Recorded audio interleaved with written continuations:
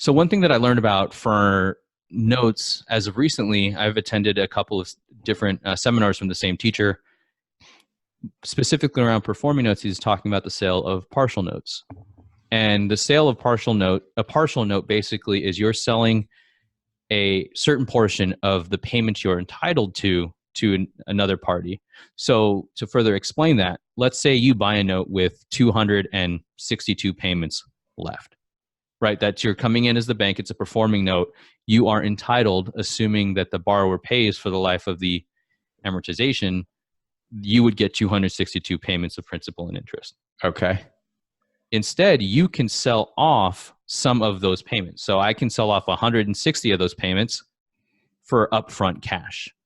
And what's advantageous there is I get some of my money back.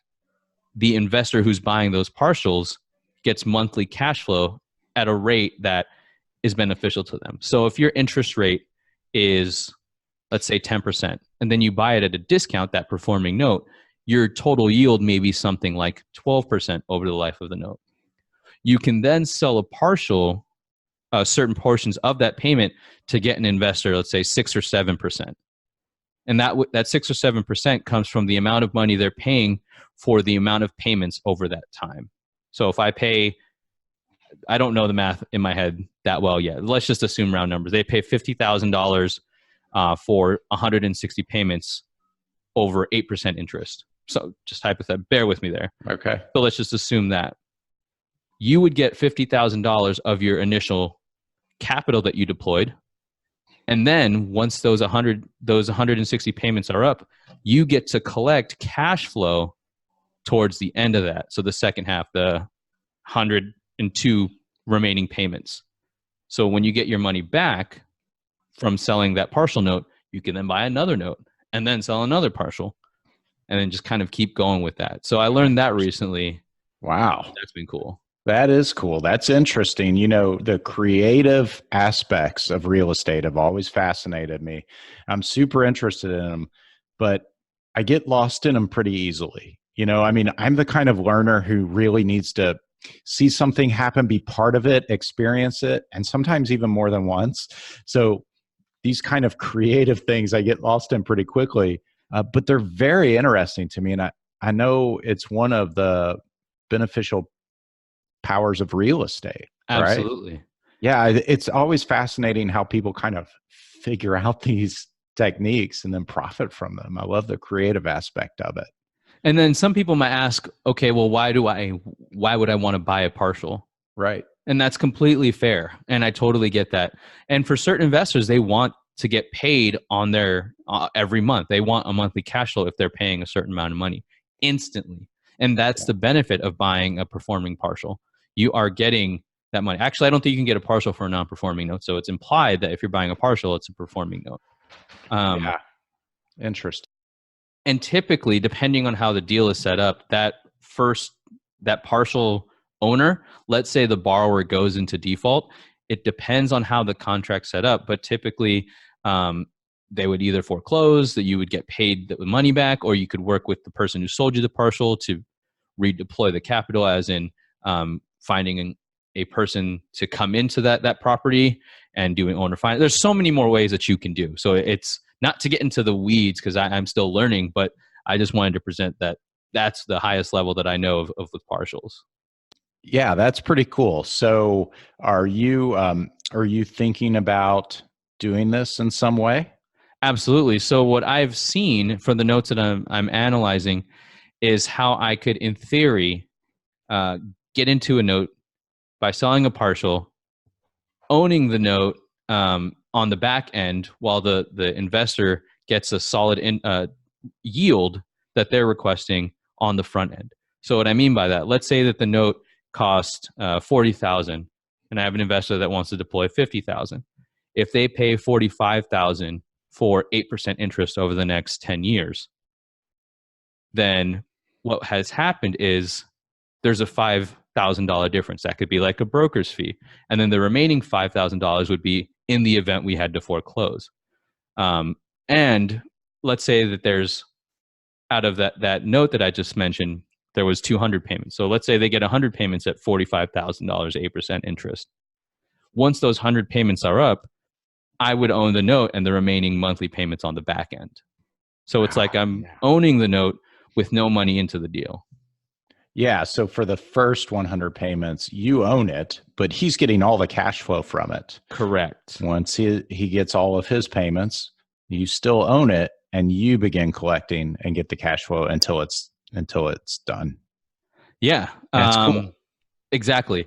And if you can set it up, I can create a finder's fee, if you will, by purchasing the note at a discount.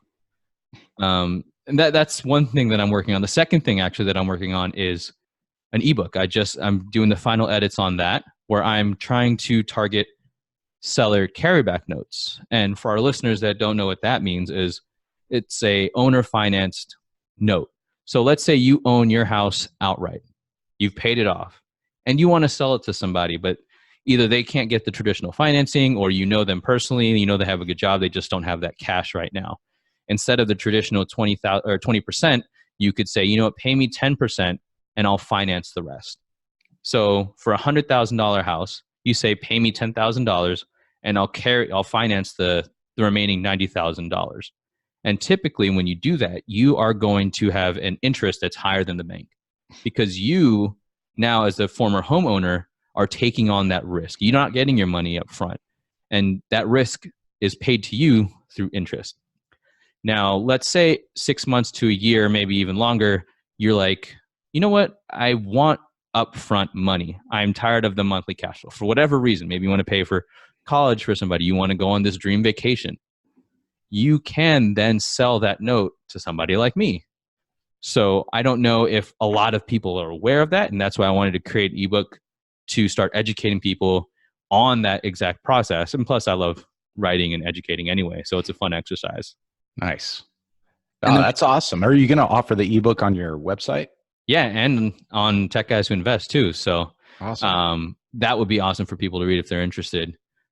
Then you can even add partials with that. So let's say that this person has that $90,000 note. They can either sell all of it, and then I can come in and take the total payments, or they can sell me a partial, right? So they could sell half of those payments where they get their upfront cash, and then after I'm out of the picture, they get to collect the remaining payments. So you can create win-wins with performing notes as well. Yeah, very cool. Oh man, I can't wait until you get one of these so we can talk more about how it's actually going once you get one. Oh yeah, I can't wait either. Yeah, it's going to be great. So what else is going on? That's all I can think of at the moment. Those two things, working on those, and there's going to be a lot of marketing for the seller finance notes. One thing that people do typically is send out letters. So anybody can do this. You can go onto a county website anywhere in the U.S. and search by mortgages that have been originated the last year, and you can find out, because that information is publicly recorded. Mm-hmm. And then find out their information, like their address, and send them letters. What I'm trying to do instead is use technology, because I'm a tech guy, to my advantage. So what ideally is I've had my VA pull in some data, do some skip tracing or researching on people. First of all, you'd be surprised at how much information the internet holds about you. I know. So I'm finding information about these people through just Google searching and various websites to find their email. And I'm not emailing them out of the blue, because I know that there are certain laws against that. Instead, what I'm trying to do is get an understanding of who that person is, and then being able to do advertisements around that. So it's targeted advertising. So those Facebook posts that you see about ads that you think that are relevant to you, you search up coffee one time and some local coffee shop gives you an ad. Effectively, I'm trying to do something like that. So I'm leveraging the technology, which then makes the whole business so much more scalable. And as you know, you can't really scale direct mail. It's hard and it's expensive and time consuming. Yeah, that's an excellent use of technology. And then having the VA helps a lot too, because while she works on something that I don't feel is that I could be doing something else, I think that's huge. And that's where we start to begin to build a team, begin to build a system where it becomes more and more passive. Yeah, excellent. So for the VA, do you give her a script or instructions? How do you sort of get her going on what you need her to do? So what I do is I ask her if she prefers video or like a PDF of instructions, and she Hmm. prefers a PDF, which is fine. I don't have any problems with that. So I'll take screenshots. I'll go through the process of I'll find, let's say there's 100 houses or 100 mortgages, people she needs to do research on. I will do 5 of them, first of all, so that I fully understand the process and can communicate it. And then, second of all, she can see exactly how it's done. So each time I do one part of the process, I'll do a screenshot, add my explicit instructions. You need to click here. This is what you need to type in. And then I send that PDF over to her and she does it. And I wake up and now this list is filled with information that I'm looking to grab. Excellent. Yeah. So it's that first one, man. That for me, that is the hardest one. That initial hump. Like I feel like I'm right there. And once I get it, I'm obviously going to share it with the world. Yeah, that's awesome. And I think that's true. It's the law of the first deal. Once you get that first one, then other things start to come to you. Exactly.